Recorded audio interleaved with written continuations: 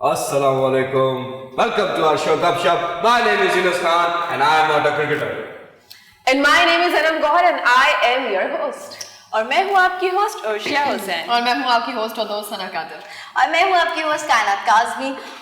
पहले तो ये कि यूनुस का जो बहुत ही ज़्यादा धड़कता फड़कता इंट्रोडक्शन होता है ना, my name is Yunus Khan. मैं कभी कभी सोचती हूँ कि यूनुस हमसे बात करता है ऑफ कैमरा तो आवाज़ इतनी नॉर्मल होती है, जब ऑन कैमरा बात करते थे कहाँ से यूनुस।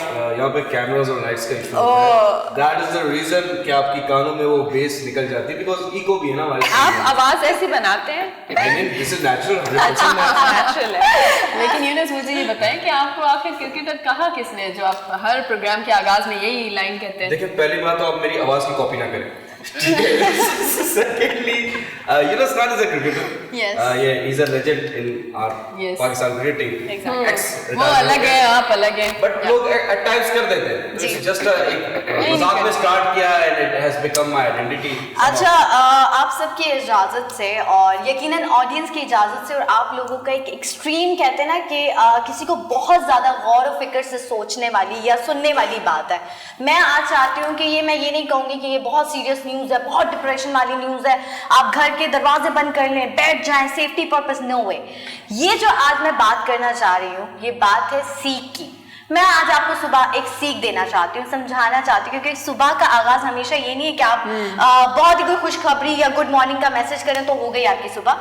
कभी कभी अगर आप सुबह सीखते हैं, क्योंकि हमेशा कहा जाता है कि फजर के बाद अगर आप कुछ भी पढ़ने बैठे या कुछ सीखने बैठे या कुछ सुनने बैठे तो आपका दिमाग और वसी हो जाता है। और इसीलिए सुबह के टाइम मैं चाहती हूँ कि हम अपना आगाज जो एक सीख से करें। सीख ये कि हमें कभी किसी के लिए नफरत अपने दिल में नहीं रखनी, हमें किसी रिलीजन को डिसरिस्पेक्ट नहीं करना। मैं बात कर रही हूँ ऐसी मूवी की जो 2 वीक्स 3 वीक्स या 10 वीक पहले, या आप कितना भी पुरानी बात कर ले, सालों पहले रिलीज हो जाए, कि लोग कहते हैं ना कि अच्छा ये तो बहुत पुरानी न्यूज़ है। नहीं, बहुत पुरानी न्यूज़ की बात नहीं है।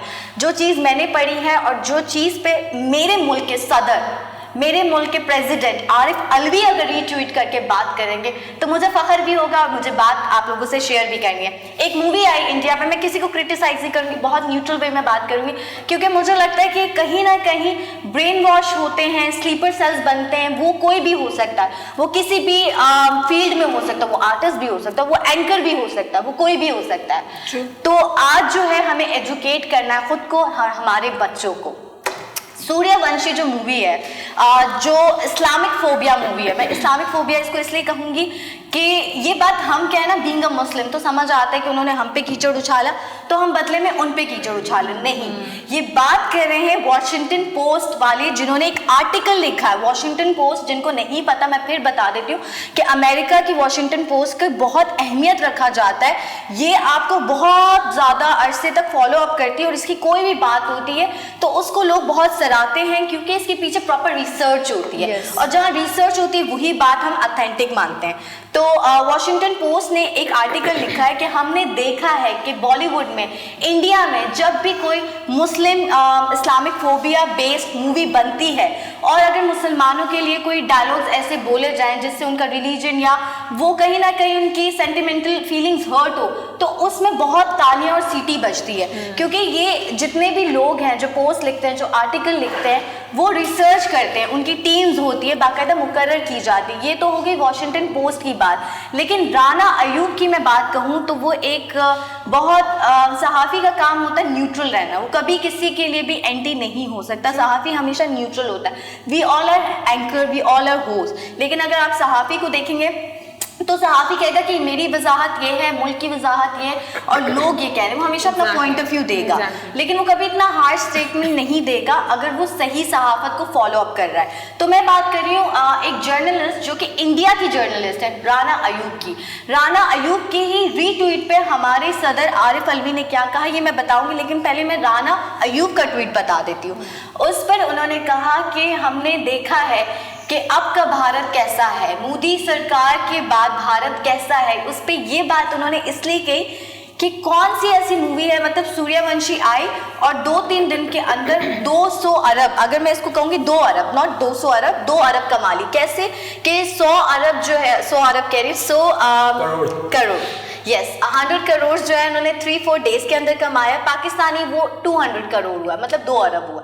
4 दिनों के अंदर एक मूवी ने इतना ज़्यादा कमाया। और उस मूवी का अगर पूरा प्लॉट देखा जाए, उसकी पूरी बेस देखी जाए, तो कभी क्या होता है, कोई भी मूवीज जैसे पहले बॉलीवुड बनाते थे मुस्लिम इस्लामिक फोबिया पर, लेकिन उसमें क्या होता था कि 4 लोग बुरे दिखाए तो 6 या 3 अच्छे दिखाए। देखिए मैं दोबारा बोलूँगी, मुझे एंटी नहीं होना, मुझे न्यूट्रल बात करनी। तो पहले भी मूवीज थी, उसमें 2-3 तो ऐसे दिखाते थे। अगर हम देखें कि सैफ अली खान की एक मूवी थी, यूनिस प्लीज़ अगर आपको पता हो मूवी का, मैं इसलिए नाम बताना, कुर्बान मूवी का ही, कि उसमें जो है विवेक ओबराय भी एज अ मुस्लिम काम कर रहे होते हैं, दिया मिर्जा भी एज अ मुस्लिम जर्नलिस्ट काम कर रही होती है। तो 2-3 लोग अच्छे दिखाते थे। लेकिन ये मूवी है, इस मूवी में लव जहाद, देखिए मैं बीइंग आर्टिस्ट एक बात कर रही हूँ, ये टॉपिक लाने का और आप लोगों के साथ शेयर करने का मकसद ये है कि जब आप बीइंग आर्टिस्ट कुछ प्ले कर रहे होते हो ना, तो उससे क्या होता है कि आप अपनी ऑडियंस को, अपनी आवाम को एक मैसेज दे रहे होते हो, आप उन्हें एजुकेट कर रहे होते हो। अब इंडिया में या पूरी दुनिया में इस्लामिक फोबिया के लिए इस तरह की चीज़ें जो होती है, मूवीज़ बनाई जाती हैं,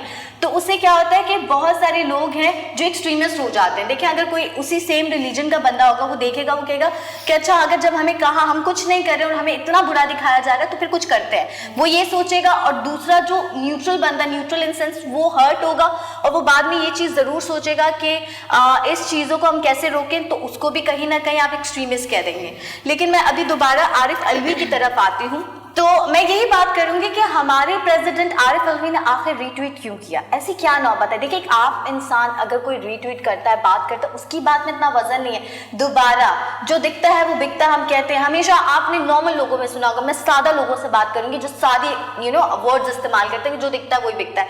ये यहाँ पे क्या दिखा रहे हैं और क्या बताने की कोशिश कर रहे हैं, और वो मूवी इतनी सक्सेसफुल रही है, तो इससे ये तो पता चल रहा है कि इंडिया में आहिस्ता आहिस्ता बहुत सारी चीज़ों को चेंज किया जा रहा है, हिस्ट्री को चेंज किया जा रहा है। मुस्लिम लीडर्स हैं, उनको विलन के तौर पे पेश किया जा रहा है। इसलिए अब ना कि सिर्फ हमारे प्रेसिडेंट आरिफ अलवी, बल्कि हॉलीवुड की भी एक एक्टर हैं रिजवान अहमद, वो हमेशा बहुत सारे टॉपिक्स पे बात करते हैं, वो भी खुल के सामने है, क्योंकि उनका हक, एक आर्टिस्ट का हक होता है कि जब वो देखते हैं कि दूसरा आर्टिस्ट कहीं ना कहीं अपने काम के साथ जस्टिस नहीं कर रहा। देखिए कैरेक्टर तो आप प्ले कर रहे हो, आपको रोल ऑफर हुआ, लेकिन आप कहीं तो अपनी भी राय दे सकते हैं। अब ऐसा भी नहीं है कि डायरेक्टर ने जो कहा तो आपने आंखें बंद करके सूली पे चढ़ा दिया तो आप सूली पर चढ़ जाए, ऐसा नहीं होता। आप एक राय रखते हैं, और खासतौर पर जब आप बहुत बड़े एक्टर हो।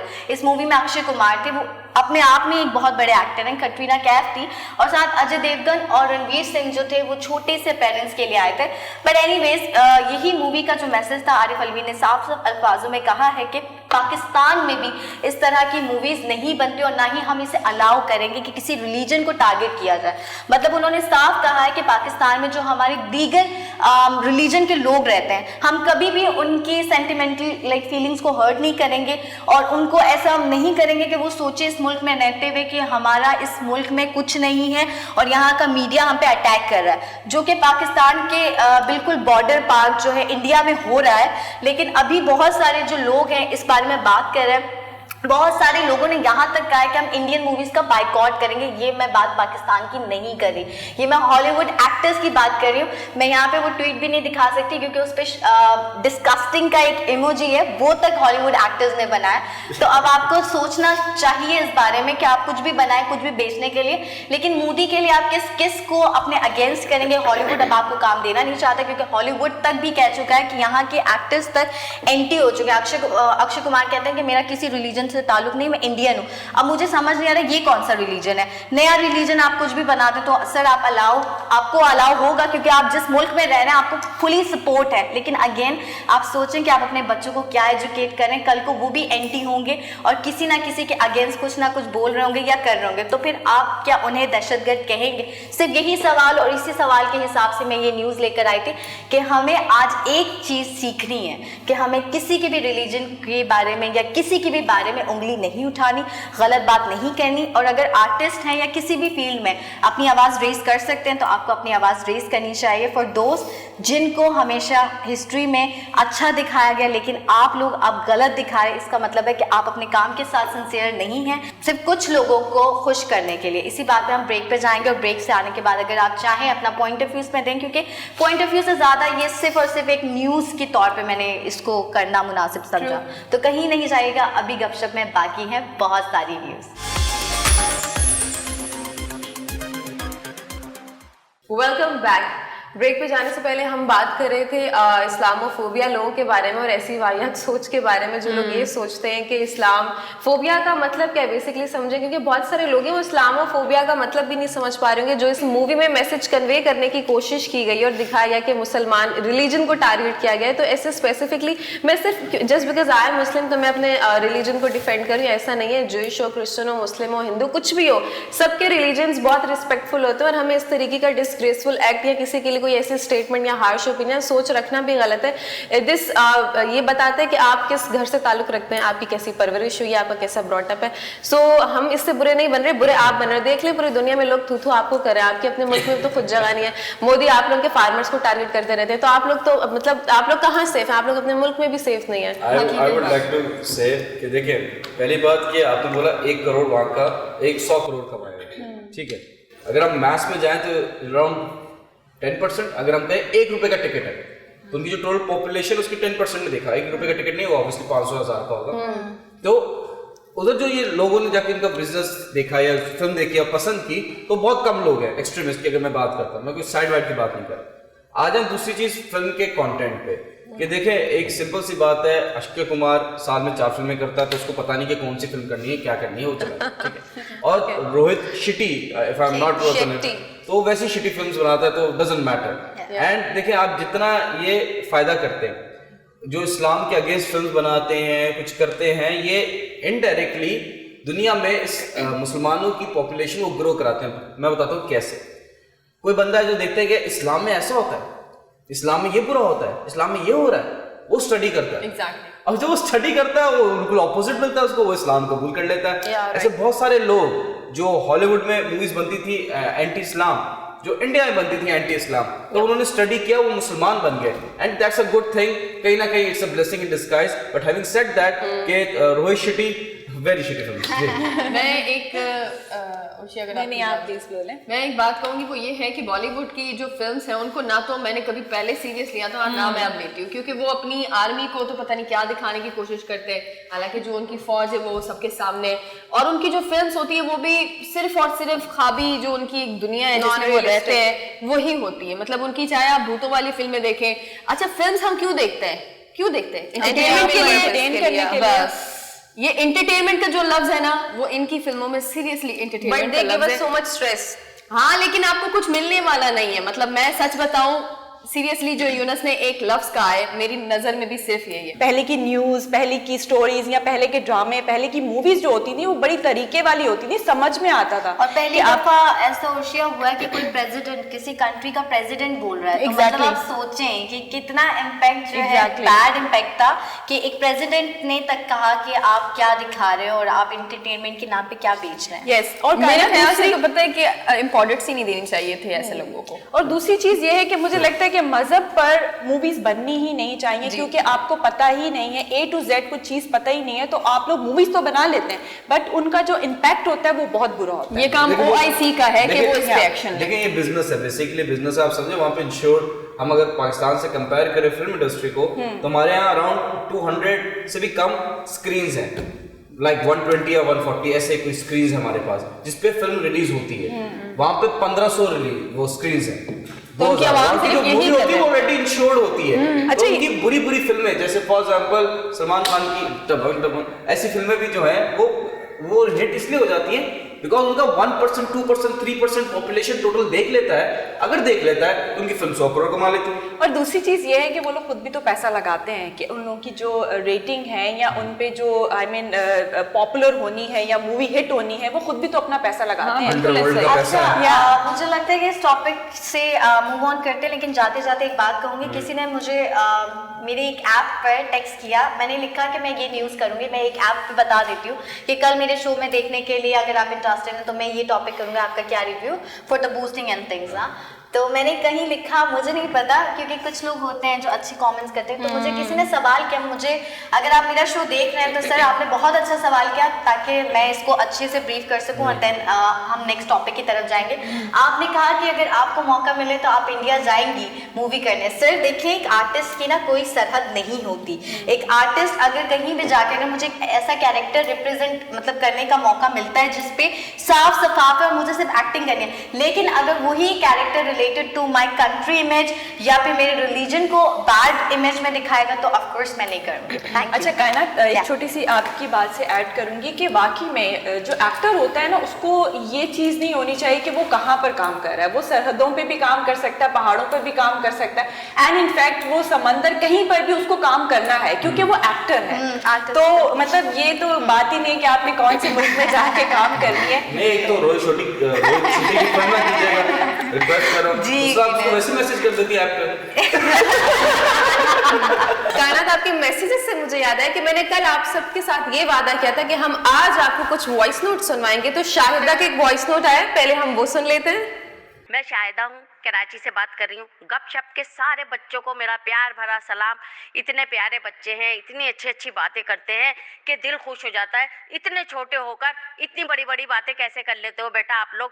ये जो दूसरे प्रोग्राम चलते हैं सुबह, जो मॉर्निंग शो चलते हैं, वहाँ तो सिर्फ शादी बियाह फलाने ढिमाके नाच गाना, उसके सिवा कुछ नहीं होता। हमने तो अब देखना ही छोड़ दिया था जब से ये गपशप आया है। हम सुबह मैं और मेरा मियाँ बैठ के ना चाय पीते हैं और ये गपशप का प्रोग्राम देखते हैं। बहुत अच्छा कर रहे हो बेटा, इतने बड़े प्लेटफॉर्म पे बैठकर आप इतनी अच्छी अच्छी बातें कर रहे हो, इतने अच्छे अच्छे मैसेज दे रहे हो। मेरे पास इस वक्त कोई मैसेज तो नहीं है, मैं आइंदा आपको कोई टॉपिक बताऊंगी, उस पर आप बात कीजिएगा।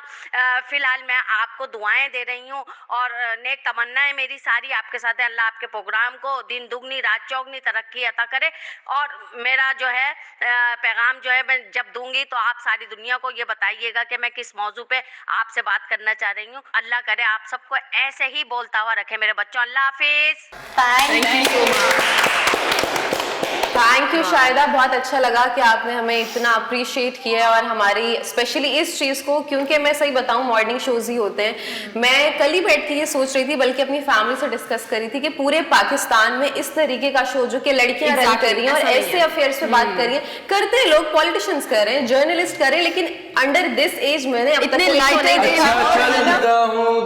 लड़कियां चला रही है इधर क्या मेरा मतलब है कि हमारी पूरी टीम इस एज के एक तरह से हम बोल सकते हैं कि हम नौजवान है। बिल्कुल शायद आपने सही लफ्ज का इस्तेमाल किया। बिल्कुल, और इसी बात पे रिजवान है कराची से, उनका वॉइस नोट भी है, वो भी सुन रहे थे जी। प्ले। अस्सलाम वालेकुम जी, गपशप टीम, आप सबको मेरा प्यार सलाम। मेरा नाम रिजवान है, मैं कराची से हूँ। सबसे पहले तो मैं आप लोगों को एक बात बताना चाहता हूँ। मैंने अभी तक, क्योंकि मैं यूथ ओरिएंटेड कंटेंट को बड़ा पसंद करता हूँ और काफ़ी आपको पता है जिस तरह अभी जो न्यू जनरेशन है वो यूट्यूब और इस तरह की चीज़ों को ज़्यादा फॉलो करती हैं। टीवी पे करंट अफेयर का शो जिसमें यूथ ओरिएंटेड कंटेंट हो, मैंने अभी तक ऐसा शो नहीं देखा। तो बेस्ट ऑफ लक गाइस, आप लोग बहुत अच्छा करें। सबसे ज़बरदस्त आपके शो की ये ख़ास बात ये है कि आप लोग रॉ टैलेंट को मौका देते हैं और मैं भी चाहूँगा कि कभी आपके शो में आऊँ, अपना टैलेंट दिखाऊँ। मैं बहुत अच्छा जो है वो स्केच आर्टिस्ट हूँ, तो मैं अपना स्केच जो है वो आप लोगों को दिखाना चाहूँगा। But thanks again play TV आप सबको कि आपने यूथ को केटर किया, ख़ास तौर पे कि यूथ के लिए कुछ ऐसी चीज़ लाए ताकि हम कुछ सीखें। ऐसा ही नहीं कि सिर्फ हर शोज़ में जैसे आप नॉर्मली देखते हैं कि जी मस्ती मजाक हो रहा होता है, यहाँ बहुत इन्फॉर्मेटिव होता है। तो थैंक यू वेरी मच, अपना ख्याल रखिएगा। Thank you Rizwan. और नेक्स्ट टाइम आप जब शो पे आएंगे तो हम सबका स्केच बना के आएंगे लाजमी। अच्छा यूनस, एक बहुत बड़ी मजे की बात मुझे जो लगी है, जो सबसे पहले शाहिदा ने जो मैसेज किया है, मतलब बुजुर्ग जो है वो हमारे शो को जो है वो एंजॉय कर रहे हैं, मजे ले रहे हैं। मतलब होता है ना कि अक्सर होता है ना कि नहीं यार ये हटाएं आप लोग चैनल, ये क्या लगा हुआ है सुबह सुबह बच्चे, बट वो इंटरेस्ट लेकर इस चीज को एंजॉय कर रहे हैं, तो ये बहुत बड़ी बात है। आई बिलीव ये जो मॉर्निंग शो का कल्चर जो था शादियों का और उन चीज़ों का, तो मेहंदी वगैरह होती थी, तो उसकी वजह से ना बहुत ज़्यादा मेरे ख्याल से मोनोटनस हो गए और बोरिंग हो गए।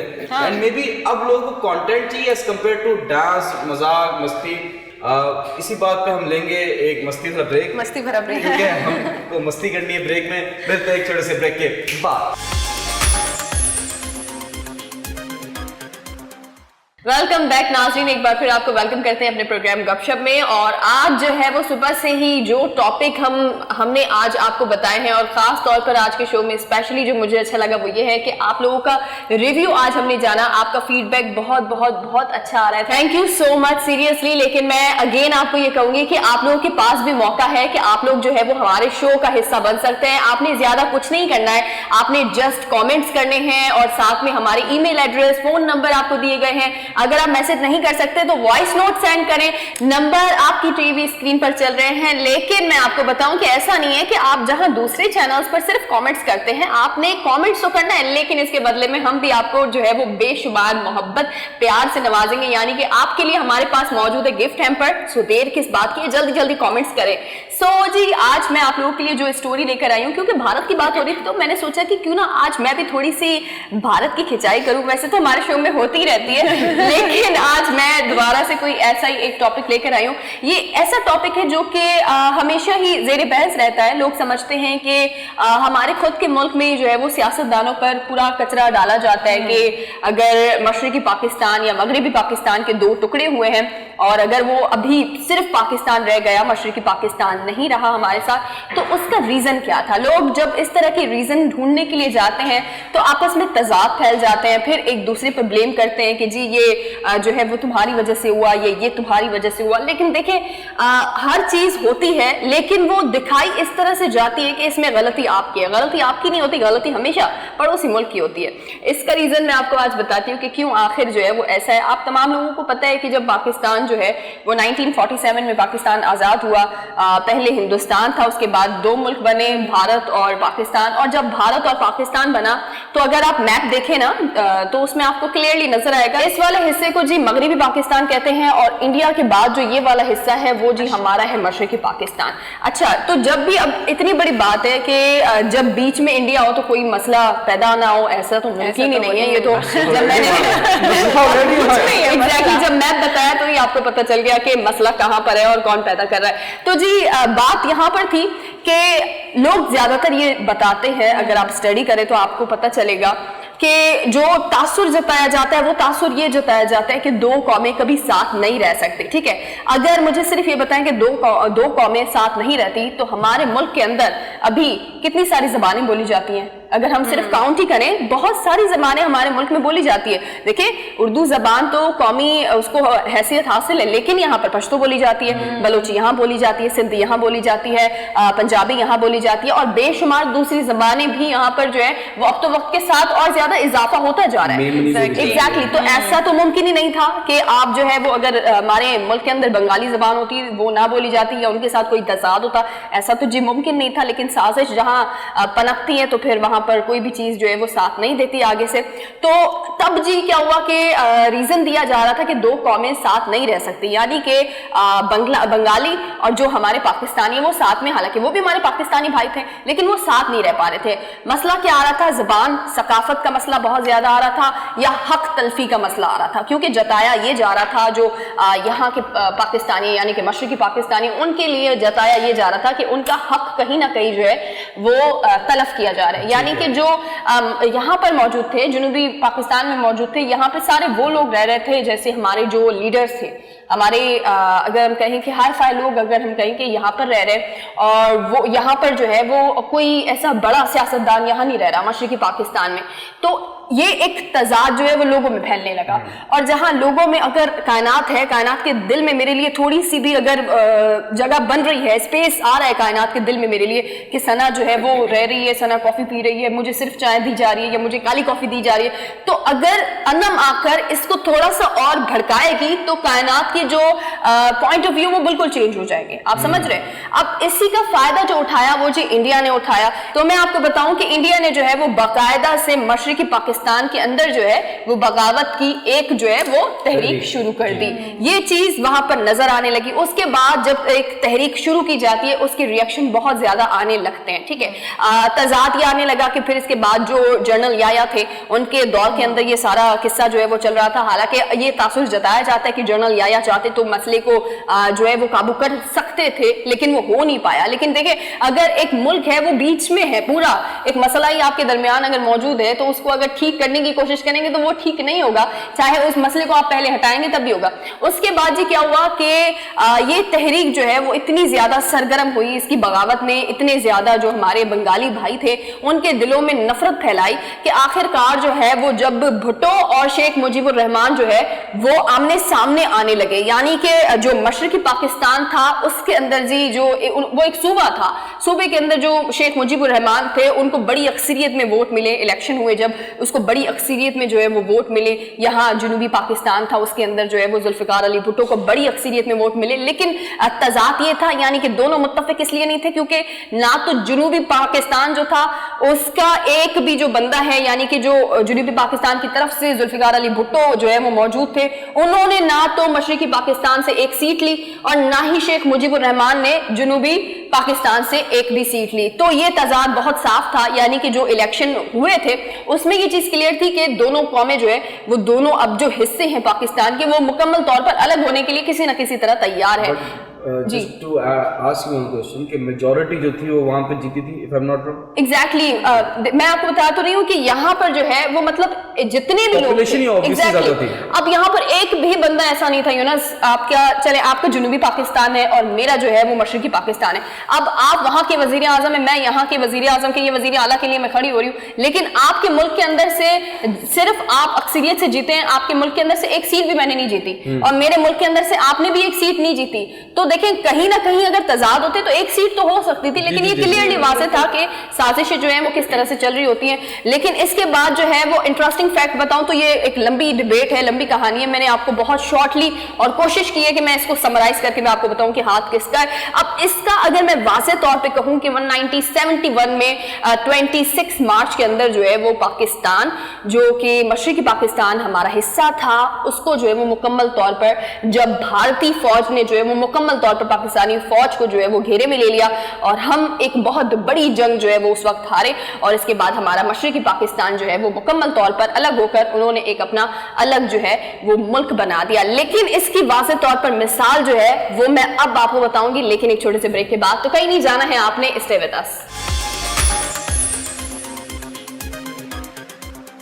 वेलकम बैक नाजरीन, एक बार फिर आपको वेलकम करते हैं अपने प्रोग्राम गपशप में। और जी ब्रेक पर जाने से पहले मैं बात कर रही थी पाकिस्तान और बांग्लादेश के हवाले से कि किस तरह से बीच में जो है वो हमेशा भारत आ जाता है। अच्छा सना, मेरा एक सवाल है आपसे कि भारत का क्या किरदार है, आई मीन इसको इलादा करने का, मतलब इन्होंने कैसे अपनी चीज जो है वो मनवाई और कैसे काम की? हाँ। सिंपल बताएं। मैं इसकी वाज़ेह तौर पर मिसाल मैं आपको दूं कि देखें भारत कभी भी चाहता नहीं था, कभी भी नहीं चाहता था कि 1947 में जब पाकिस्तान एक खुद मुख्तार मुल्क बना, उसी वक्त से कहीं ना कहीं भारत की ये साजिश नजर आ रही थी कि पाकिस्तान को टोटली तोड़ दिया जाए। मतलब उनका तो इतना तक था, उन्होंने तो इतनी भी कोशिशें की कि पंजाब को भी पाकिस्तान से बिल्कुल अलग किया जाए, जो उनकी तहरीक बकायदा चल रही थी। उन्होंने बहुत बहुत बहुत यहाँ पे पाकिस्तान के अंदर आकर भी जो है वो इतनी कोशिश की कि यहाँ बगावत फैलाई जाए। लेकिन हमारे पाकिस्तानी अल्हम्दुलिल्लाह अल्हम्दुलिल्लाह अल्हम्दुलिल्लाह हम इतने कुछ भी है ना, हमें कितने भी तजाद हो, चाहे हमारे मुल्क में पेट्रोल कितने का भी मिले,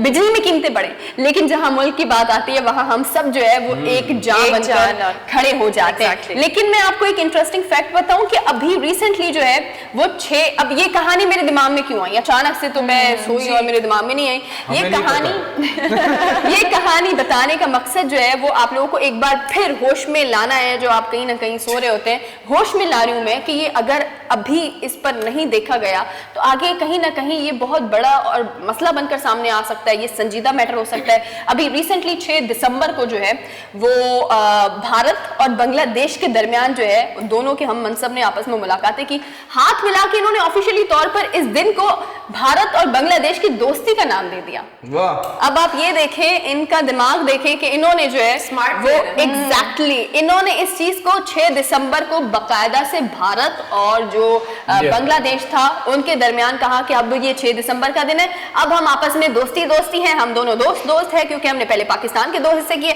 उसको अलग किया, आपको हमने एक सूबा दे दिया।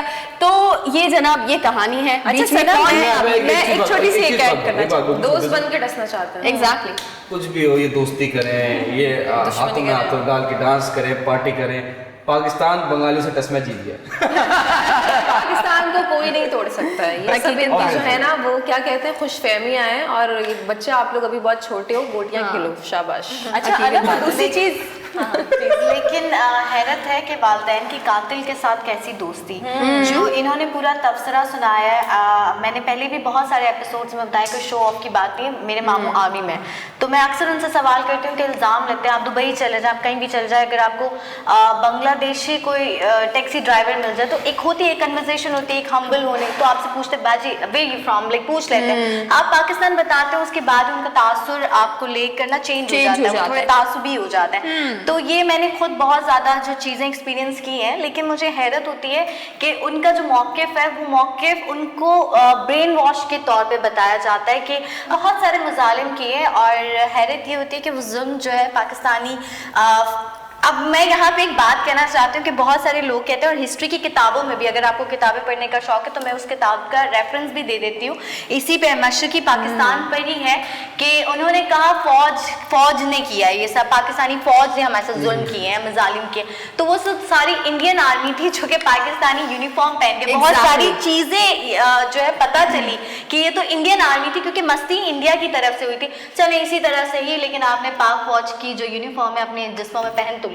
जैसे कि कायनात वाकई में अगर किसी रिलेशनशिप में भी गैप हो ना, तो बाकी सारे जितने भी लोग होते हैं ना, वो बीच में लड़ाइयाँ झगड़े और ये सारी चीजें फायदे उठाते हैं।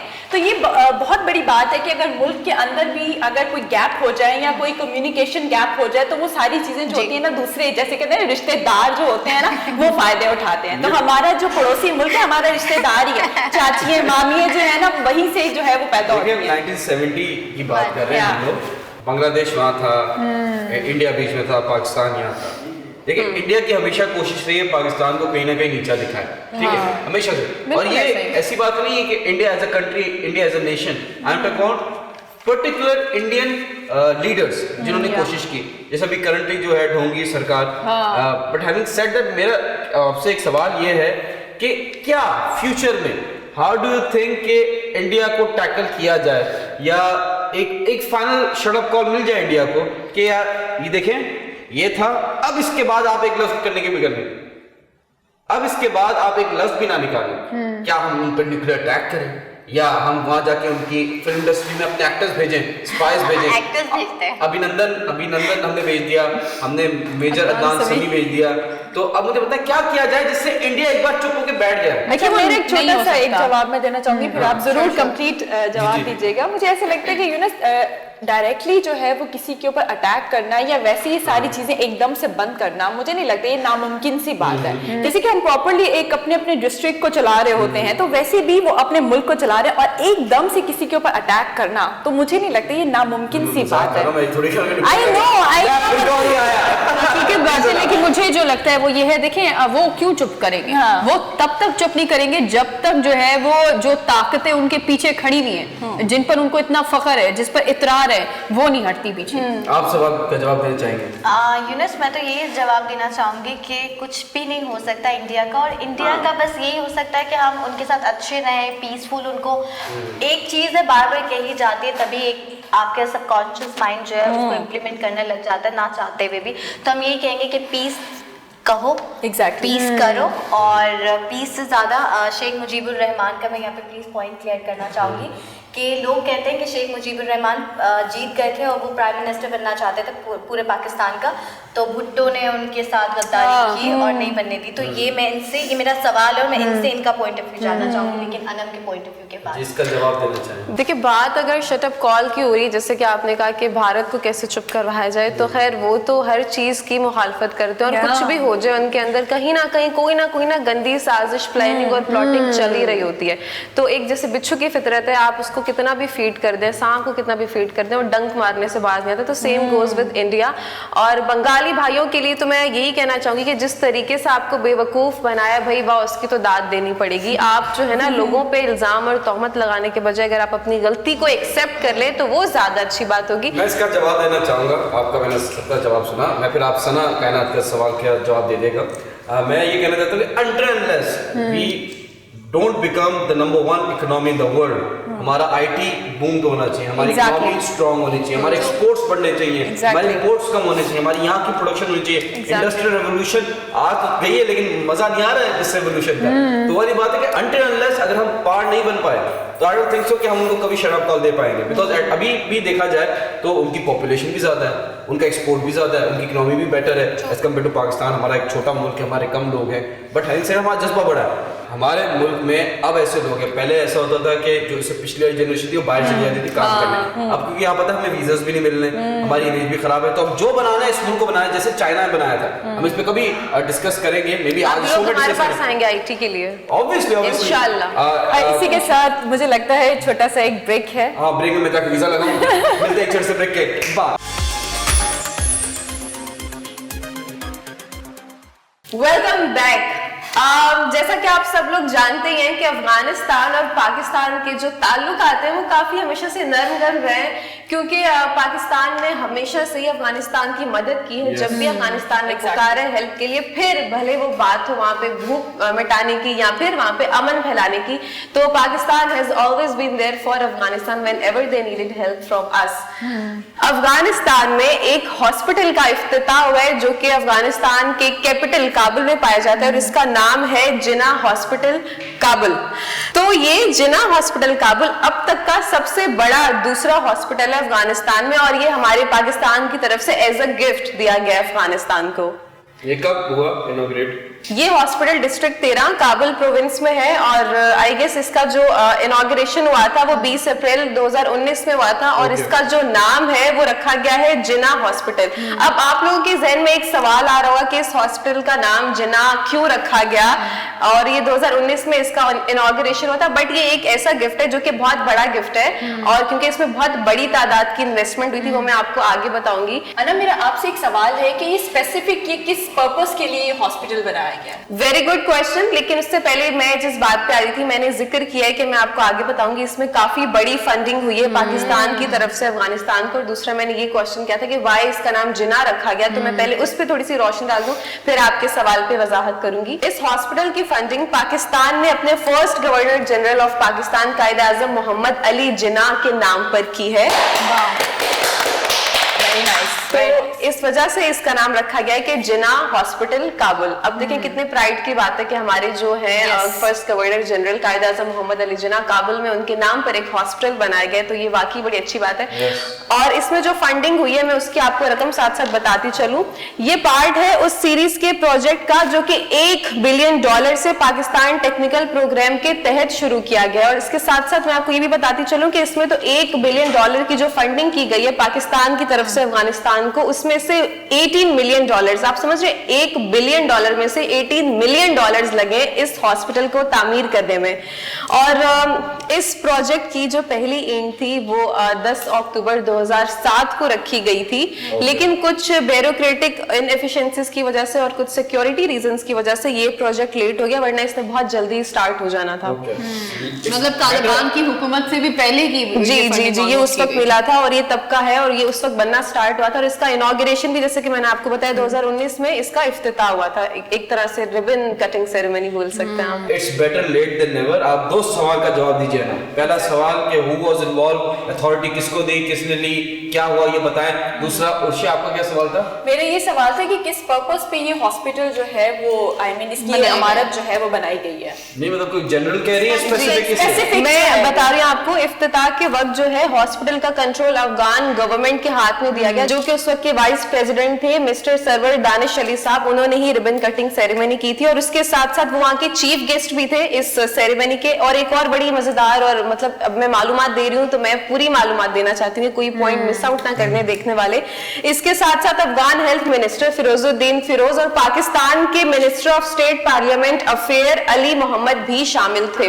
अच्छा, जैसे कि उर्शिया आपने सवाल का जवाब ये है कि आपने पूछा ना कि ये इस हॉस्पिटल का मेन पर्पस क्या है, तो बेसिकली आपको तो पता ही है हॉस्पिटल्स का जो मेन पर्पस होता है वो इंसानी जिंदगियां, जान को सर्व करना होता है। लेकिन ये जो हॉस्पिटल है ये स्पेशली बनाया गया है बहुत ही निहायत ही कमजोर तबके के लिए, वो लोग जो अफोर्ड नहीं कर सकते। और ये जो है एक जनरल हॉस्पिटल है और मेनली इससे बच्चे और उनकी माएँ जो है वो इससे फायदा उठा सकते हैं। अच्छा ना, ये सरकारी है तो जाहिर सी बात है कि सरकारी जब होता है तो वो फ्री ऑफ कॉस्ट होगा ऑलमोस्ट। ऑब्वियसली अच्छा, ऐसा है कि मैं आपको एक बात बताते चलूं कि 2 और प्रोजेक्ट्स हैं जिन पर अभी काम हो रहा है, अफगानिस्तान में शुरू किए गए, मतलब डिफरेंट सिटीज में। मैं उनके नाम बता देती हूँ आपको। एक जलालाबाद में निश्तर किडनी सेंटर जो है उस पे काम हो रहा है, और दूसरा जो है लोगर सिटी में शुरू किया गया है, जिसकी कॉस्ट $19 मिलियन है, जो कि बहुत ही जल्द इंशाल्लाह कंप्लीट हो जाएगा। एक तो हो चुका था और 2 तो ये भी है ना पाकिस्तान की फंडिंग से हुआ? जी, ये वो जो मैंने आपको शुरू में बिल्कुल इफ्तिताह में बताया था ना कि वो जो इनको फंडिंग हुई है $1 बिलियन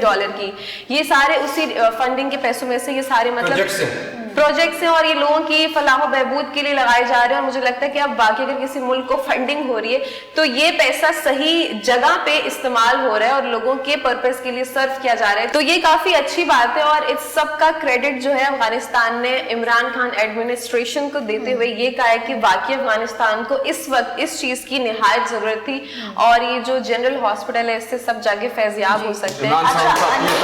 बेशक।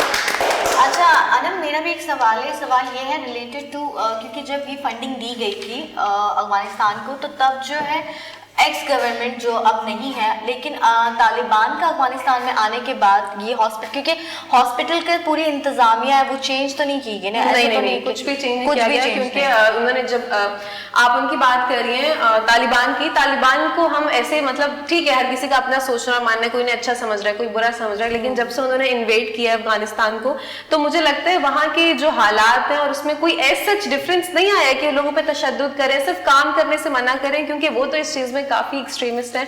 तो उस अगर नजरिए से देखूं तो उस चीज के अलावा उन्होंने ऐसा कोई पाबंदी आयद नहीं की वहाँ के लोगों के लिए, और हॉस्पिटल्स तो मैनकाइंड के लिए जी, तो अच्छा कोई डिफरेंस नहीं आया। अनम, आपसे मेरा एक सवाल है कि ये जो है वो जाहिर सी बात है, तालिबान जब आए अफगानिस्तान के पाकिस्तान से जो ताल्लुकात थे वो हमेशा थोड़े सर्द तो नजर आए, लेकिन इसमें जो मेन किरदार है वो बड़ा भारत जो है वो हमेशा ही कहीं ना कहीं बीच में बड़ा एक नेगेटिव रोल प्ले कर रहा होता है। तो ये सारी फंडिंग हुई पाकिस्तान की तरफ से, तो जब तालिबान की अभी हुकूमत भी आई है तो वाज़ेह तौर पर जो भारत है वो तो अपने तासुरात जता रहा है, तो भारत को क्या, उनका क्या तासुर था? ये बड़ा मजेदार सा क्वेश्चन है, और ये जो है अफगानिस्तान पे जब से तालिबान ने कब्जा किया, इस चीज को लेके भारत शदीद मुतासिर है, और कहीं ना कहीं वो यही सोच रहे हैं कि इसको बाकी मुल्कों की गवर्नमेंट्स ने एक्सेप्ट भी कैसे कर लिया कि हम यहाँ भी कोई फूट पड़वा सके, क्योंकि उनकी यही कोशिश रहती है कि कुछ ना कुछ हम ऐसा करते रहें कि, क्योंकि वो ना बैक टू बैक उनके जहन में यही चल रहा होता है कि अगर कहीं पे पुरअमन कोई पुरसुकून टेरिटरी बन रही है तो वो ना बने, और वो वहां पे भी जो है ना अपना गंद फैलाने आ जाए, क्योंकि आप पैदाइशी गंदे लोग हैं और आप यही करते रहेंगे। इसी के साथ हम लेते हैं एक छोटा सा ब्रेक, और ब्रेक से आने के बाद इस पर थोड़ी सी मजीद बात करेंगे। कहीं मत जाइएगा, हमारे साथ रहिएगा। Welcome back. एक बड़ा अहम सवाल यहाँ रह गया था जो मैं बताती चलूं कि इसकी तामीर से मुतालिक एक बात है। अगर मैंने सारी इन्फॉर्मेशन शेयर की है तो I don't want to miss this point. तो इसकी जो तामीर थी, जिना हॉस्पिटल के डिजाइन को जो कंस्ट्रक्ट किया गया था, और इसकी जो जिम्मेदारी थी वो नेस्पाक को दी गई थी और नेशनल लॉजिस्टिक सेल्स को दी गई थी। और इसकी जो जमीन थी 25 एकड़ की मेडिकल कॉम्प्लेक्स की जमीन थी, जो कि अफगान गवर्नमेंट की तरफ से रिजर्व की गई थी डिस्ट्रिक्ट 13 काबुल में। Very nice. वाकई में जब ऐसी चीज़ें हम सुनते भी हैं और देखते भी हैं कि काफ़ी टाइम से उनके ऊपर काम भी चल रहा होता है, और जब फाइनली सब चीज़ें जब तैयार हो जाती हैं तो वाकई में बहुत ज़्यादा खुशी होती है, हैप्पीनेस मिलती है, उसी के तो पैसे हैं। एग्जैक्टली। ऑलराइट, जो आज का मेरा टॉपिक है which is very interesting, KP cake के बारे में आज मैं बात करूंगी, और वो बात ये है कि आजा के ड्राई पोर्ट के बारे में बात करूंगी। आप लोगों को मैं एक बहुत इंटरेस्टिंग चीज़ बताती हुई चलूँ कि लास्ट ईयर हमारे जो प्राइम मिनिस्टर साहब हैं उन्होंने इस चीज़ का इनॉग्रेशन भी किया था।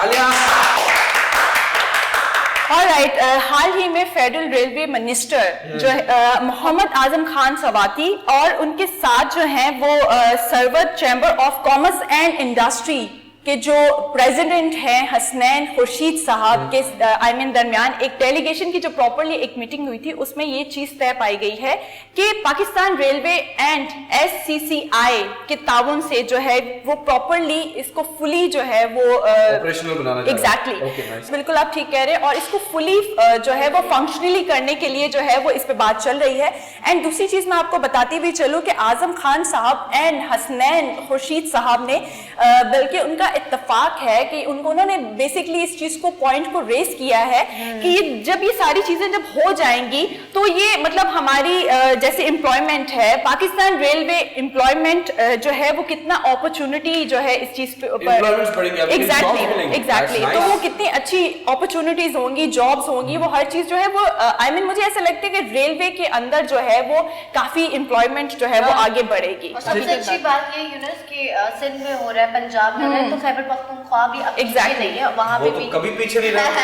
वहां पे तो पठान है, वो तो कभी पीछे नहीं रहता, वो बोला जीतने का लेना तो लोग आगे बढ़ो। एग्जैक्टली। अच्छा, मैं आपको इंटरेस्टिंग चीज बताती हुई चलूं कि हसनैन खुर्शीद साहब ने इस मौके पर बताया है कि इस पोर्ट पर बॉन्डेड कैरियर जो है वो ना होने की वजह से ये जो एक्सपोर्ट है वो काफी टाइम से रुकी हुई है। मतलब ये सारी चीजें जो है वो जब ऑपरेशनली या फंक्शनली जो है वो सारी चीजें जब स्टार्ट हो जाएंगी तो नॉर्मली इस चीज को हम जैसे कि आप देखते होंगे यूनिस की, जैसे कराची का पोर्ट है, जैसे कि KPK का पोर्ट है, जैसे कि हमारी एक्सपोर्ट चीजें जो है वो आना जाना जो है वो उसमें नामुमकिन सी बात है जब तक ये जो बॉन्डेड कैरियर्स हैं ये जब तक क्लियर नहीं होंगे या इनके ऊपर काम नहीं किया जाएगा तो ये जो एक्सपोर्ट वाला काम है वो कैसे सब चीजें नॉर्मल होंगी। आप देखते हैं कि इस चीज के ऊपर जब तक हम नॉर्मल तरीके से काम नहीं करेंगे या इस चीज को फंक्शनली जो है वो इसके ऊपर काम नहीं होगा तो मुझे नहीं लगता कि फिर एक्सपोर्ट में कितना मुश्किल जो है वो हमें ये कुछ टाइम दिया है इन्होंने कि कब तक इनके बॉन्डेड कैरियर्स आ जाएंगे। यूनस ये तो अभी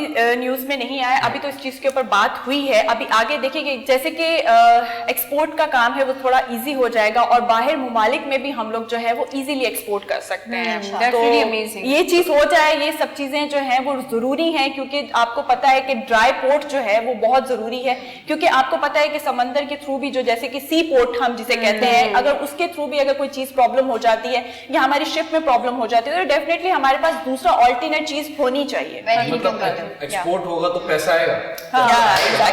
और सबसे अच्छी चीज जो मुझे लगी वो ये है कि कम से कम नौकरियां जो है खुलेंगी, यानी कि जो बेरोजगारी का एक बहुत बड़ा अलमिया है वो खत्म होगा। That's really nice. और मुझे जो सबसे अच्छी बात लगी, वैसे तो पूरा मुल्क अपना, लेकिन सिंध में भी हो रहा है, पंजाब में भी हो रहा है, दोबारा वही बात करूंगी कि KPK में जो इस तरह की इम्प्लीमेंट्स या मीटिंग्स हो रही हैं चीजें, बस अब ये स्टार्ट हुआ है और इंशाल्लाह हम तरक्की करते जाएंगे। आहिस्ता आहिस्ता हर चीज में रेवोल्यूशन आता जा रहा है तो वो लोग जो नेगेटिव ही हैं तो मतलब ये ब्राइट साइड ऑफ पाकिस्तान भी देखें आप जरा कि अच्छाई और तब्दीली जो है साथ साथ है, लेकिन but it always takes time ना। Big things comes with big challenges और what comes easier goes very easier. तो अगर कोई चीज वक्त लेके आ रही है तो वही लॉन्ग लास्टिंग होती है। हकीकत बात है। लेकिन मैं आपको बताऊं कि स्पेशली जो है वो सिंध के अंदर बहुत ज्यादा जरूरी है कि एजुकेशन सिस्टम पर जो है वो गौर होना चाहिए। लेकिन अभी जो है वो आपका मूड थोड़ा सा हम लाइट करेंगे तो हमने आपके लिए जो है वो आज प्लान किया है स्पेशली बहुत ही जबरदस्त सिंगर आज हमारे साथ यहाँ मौजूद है। सो ज्यादा देर नहीं लगेगी, बस ब्रेक पर जाएं और वापस आते हैं और आपको एंटरटेन करते हैं। हमारे साथ रहें।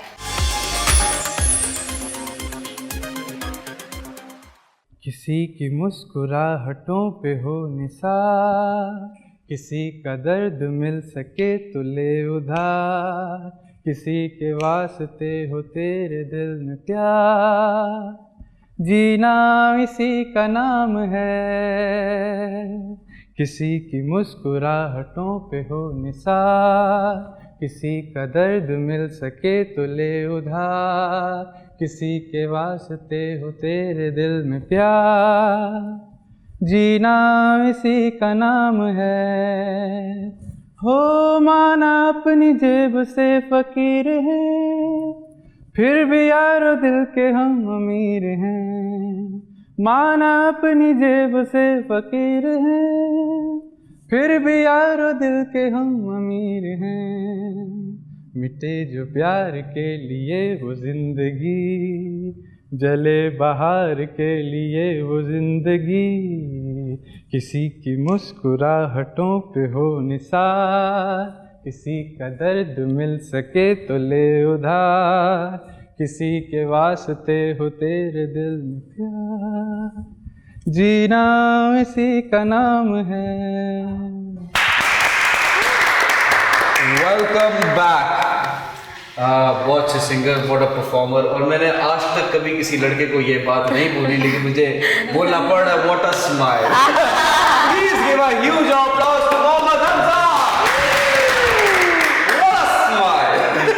Beautiful smile. माशाल्लाह माशाल्लाह। आई मीन आपकी पूरी बॉडी को हम देख रहे थे, आई मीन आपकी स्माइल, फेस, Body language. पूरी बॉडी लैंग्वेज एग्जैक्टली।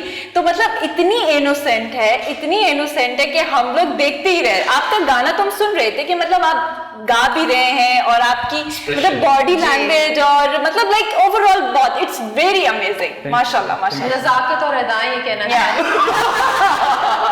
नहीं अदाएं कहने को नहीं माशाल्लाह बहुत आपकी आवाज भी ब्यूटीफुल है एंड आपने प्रेजेंट बहुत शर्मीले अंदाज से किया, वो बड़ा मुनफरिद लगा मुझे। शर्मा क्यों रहे आप मुझे? नहीं मुझे लगता है ये जो गाना है ये भी कुछ ऐसा ही है, मतलब लाइक स्ट्रेट ऐसे आप खड़े होके बिल्कुल नीचे झुक के, राइट ऐसे ही है ना कुछ। मैंने थोड़ा सा इसका फंकी सॉन्ग है, मुकेश साहब का 19 ने इसको परफॉर्म किया। तो फंकी सॉन्ग है, ये है कि I am little bit nervous, that's why. अच्छा मोहम्मद हमजा, वैसे तो बहुत बहुत अच्छा लगा जब ये गा रहे थे ना, तो मेरा भी दिल चाहता मैं भी नीचे देख के कुछ ना, बहुत यूनिक स्टाइल है आपका। और मेरा आपसे सवाल ये है कि क्योंकि हमेशा जो भी यहाँ आते तो हम उनसे पूछते हैं कि यकीनन ये आपका शौक है, आपका टैलेंट है, तो आपने कब रियलाइज़ किया कि आपके पास बहुत अच्छी आवाज़ है तो आप किसी प्लेटफॉर्म पर जाएं और अपने टैलेंट को दुनिया को दिखाएं? बेसिकली इट्स जीन्स, मेरे बाबा भी बहुत अच्छा गाते हैं, इंस्पिरेशन वही हैं। और मैं उनसे गजल सुनता रहता था, कैसेट्स पुरानी सुनता रहता था। अभी वो नहीं गाते, पर यह है कि मुझे शौक था, शौक अपनी मंजिल ढूंढ लेता है। तो जाने तक ये टैलेंट आपके अंदर है, जीन्स है। आप मुझे बताएं कि where do you see yourself in the next 5 years, after 5 years? I'm not sure, but अगर कुछ लिखा होगा नसीब में तो मैं नहीं इंशाल्लाह बहुत अच्छे मौके मिलेंगे जब आप अपने गोल्स को बिल्कुल आप माइंड में सेट करके चलेंगे। इंशाल्लाह आपको कभी भी किसी चीज की मतलब मुझे नहीं लगता कि जब आप अल्लाह ताला से डायरेक्टली जब कनेक्ट होते हैं और अपने गोल्स जो है अल्लाह ताला को आप बताते हैं, तो मुझे नहीं लगता कि आप कभी भी अपने गोल से कभी पीछे हट सकते हैं। गोल से ज्यादा फुटबॉल खेलते हैं? फुटबॉल भी खेलता हूँ, मैं क्रिकेट खेलता हूँ। वैसे क्या और कोई ऑक्यूपेशन है आपका? ट्रैवलिंग और बस ऑक्यूपेशन है, मतलब जॉब करा दो, मैं सीधी आपको भेजता हूँ। क्या क्या है, क्या सब बताएं। ट्रैवलिंग करते हैं हम लोग, ग्रुप्स लेके जाते वाओ, हैं। very nice. हमको डिस्काउंट मिलेगा कि नहीं मिलेगा भले ही बताएं। हम सबको आप लेकर जाएंगे। By the way, what do you do for a living? ये तो बताया ना। उबर चलाता हूँ मैं, अभी मैंने अपनी सेविंग से अपनी गाड़ी ली है, माशाल्लाह माशाल्लाह, वेरी नाइस, उबर चलाता हूँ, अर्निंग उसी से होती है। Very nice, Very responsible. Very nice. अच्छा, सिंगिंग तो आप बहुत खूबसूरत करते हैं, लेकिन मुझे ये बताएं कि आप आगे कंटिन्यू करना चाहेंगे क्योंकि जिम्मेदारियां भी हैं आपके ऊपर? जी जी बिल्कुल, जिम्मेदारियां तो हैं, पर इसके साथ अगर पैशन फॉलो किया जा सकता है और ऐसा पैशन जो मेरे दिल के करीब है वो मैं इंशाल्लाह बस पैशन होना ब्यूटीफुल चाहिए। Person, not just beautiful smile. मुझे ना इनका मौक़िफ़ बहुत ज़्यादा क्लियर लग रहा है कि मतलब उनको कोई भी चीज़ है, उनको पता है कि अगर मैं ये कर सकता हूँ तो मैं इसे कंटिन्यू करूँगी। अच्छा, हमसे एक बहुत ऐसा सवाल है, अमूमन मैं लोगों से करती नहीं हूँ, लेकिन मैंने आपको देखा, जीना इसी का नाम है, जब ये ना स्माइल दे रहे थे, एक लाइन थी यूनस, मैंने आपकी तरफ इसलिए देखा था कि शायद आप उस चीज़ को नहीं, आपने मुझे इसलिए देखा कि मेरा डिम्पल पड़ता है। तो उस time I was like thinking कि अच्छा, बिकॉज वो इन्होंने बड़ा मजे लेके मोमेंट कि आपकी स्माइल होती गरीब नहीं, इन्होंने वो था कि माना कि हम गरीब है पर दिल के अमीर, वो कुछ कोई सरकास्टिक स्माइल लगी मुझे। सीन ऐसे पुराने सॉन्ग्स के अंदर एक्सप्रेशंस होते थे, तो मैंने बोला कि इसको थोड़ा फील नहीं कि एक्टिंग कर रहे थे। हाँ, वो अभी आपको मैंने अभी पीछे प्रैक्टिस में वो वीडियो देखी राकेश राज कपूर की, तो मतलब कोई स्पेशल नहीं था, वही सारी चीजें नहीं चल रही। एक्टर भी आप नहीं चल रही थी, नहीं एक्टर है, एक्टर कहाँ है सर, तो सिंगर भी प्रॉपर नहीं है। नहीं माशाल्लाह बहुत अच्छे सिंगर है माशाल्लाह। अच्छा, ये बहुत अच्छी चीज़ है, आपने जैसे कि अभी कहा कि आपने वीडियो सॉन्ग देखा है, ये मुझे सबसे अच्छी चीज़ आपकी ये भी लगी कि नो डाउट जब हम कुछ गा रहे होते हैं ना, कुछ ऐसे भी लोग होते हैं जिनके फेस पर कोई रिएक्शन नहीं होते, कोई एक्सप्रेशन नहीं होते और वो सीधा सीधा गा रहे होते हैं, लेकिन आपने बकायदा इसको कंटिन्यू किया, दैट्स रियली अमेजिंग। लिसनिंग मेरे ख्याल से जिसकी अच्छी है वो गा सकता है। हमजा अब बहुत मैच्योर इंसान लग रहे हैं, तो अगर न्यू सिंगर्स हैं, क्योंकि आप खुद न्यू सिंगर हैं, लेकिन अगर आप दूसरों को रेकमेंड करेंगे फोकस होने पर कि अपनी सिंगिंग को लेकर आप फोकस हो, तो आप क्या कहेंगे ऑडियंस को प्लीज़? मैं इस शहर में पला बड़ा हूँ, मुझे पता है कि यहाँ पर मेरे साथ बहुत सारे फ्रेंड्स हैं, मेरे जोन के जो सिंगर्स हैं, जो घरों के कामों में लगे हुए हैं, जो गाते सिर्फ हमारे साथ गैदरिंग में और इस तरह, तो उनको अपॉर्चुनिटीज इसलिए नहीं मिलती कि नापा और इधर जितने भी इंस्टीट्यूट हैं, आई गेस वो एक्सपेंसिव हैं और वहाँ कुछ और भी मामलात हैं जो आगे नहीं बढ़ सकते। तो मैं उनको यही कहूँगा कि बस लगे रहो। एग्जैक्टली लगे रहो। देखिए सोशल मीडिया एक ऐसा प्लेटफॉर्म है मोहम्मद हमजा कि उसके पास चल जाता है कौन कितना पानी में। तो social media is the best जज अभी बैठा है। अगर आप में टैलेंट है तो सोशल मीडिया यूं पहुंचा देगा, अगर नहीं है तो यूं जमीन पे फेंकेगा। मगर यूनस हर चीज के लिए जो होता है वो टीच करना, आई मीन टीचिंग लेना जो है वो बहुत जरूरी होता है। जैसे कि आपने भी नापा की बात बताई है, तो एक प्रॉपर चैनल से जब आप कोई चीज सीखते हैं तो वो भी आपके लिए एक ब्लेसिंग ही होती है। तो इंशाल्लाह हम सबकी तरफ से जो है वो आपको बहुत सारी प्रेयर्स हैं कि आपको अल्लाह ताला बहुत बहुत कामयाबी अता करे। Thank you Mohammad Hamza. But अफसोस ये है कि हमारे शो का टाइम खत्म हो गया है। थैंक यू सो मच आप हमारे शो में आए। इंशाल्लाह आपको हम दोबारा बुलाएंगे तो हम दोबारा आएंगे नहीं, बट अगर आप लोग चाहते हैं कि आप इस शो में आए और परफॉर्म करें, अपनी अदाएं दिखाएं, एक्टिंग करें, सिंगिंग करें, डांस करें, तो इस नंबर पे कांटेक्ट करें। हमारे फेसबुक, इंस्टाग्राम, यूट्यूब पे आप कमेंट भी कर सकते हैं। प्ले एंटरटेनमेंट का चैनल है। एंड इस नंबर पे व्हाट्सएप करें तो may be in next show आप इधर हो, परफॉर्म करें और अच्छे अच्छे कमेंट्स भी करें, हम लोग क्योंकि देखते हैं। That's all from our side. Thank you once again. Take care. Goodbye. अल्लाह हाफिज़।